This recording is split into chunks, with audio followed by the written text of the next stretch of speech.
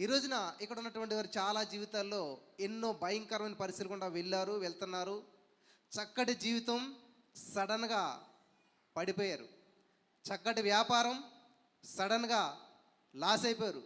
చక్కటి ఉద్యోగం సడన్గా కోల్పోయారు. చక్కటి ఆధ్యాత్మికమైనటువంటి జీవితం, చక్కటి ప్రార్థనా జీవితం, చక్కటి సహవాసం సడన్గా కూలిపోయింది. అయితే దేవుడు అక్కడితో వదిలేయట్లేదు అంటాడు. మళ్ళీ ఏం చేస్తున్నాడంట?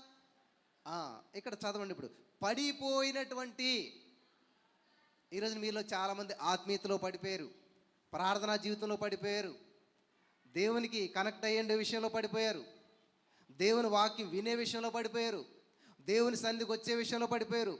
ఇంకా ఎన్నో విషయాల్లో చాలామంది పడిపోయినటువంటి వారుగా ఉన్నారు. అయితే దేవుడు ఏం చేస్తున్నాడు తెలుసా? విడిచిపెట్టేటట్లేదు. ఈరోజు ఈ యొక్క వాక్యాన్ని వింటూ ఉండగా అనేక జీవితాలు కట్టబడుచున్నాయి. హల్లెలూయా. అనేక కుటుంబాలు కట్టబడుచున్నాయి. హల్లెలూయా. అనేకమైనటువంటి పతనమైనటువంటి జీవితాలు మళ్ళా పైకి లేపబడుతున్నాయి. నమ్మిన వారు స్వతంత్రించుకుందురుగాక.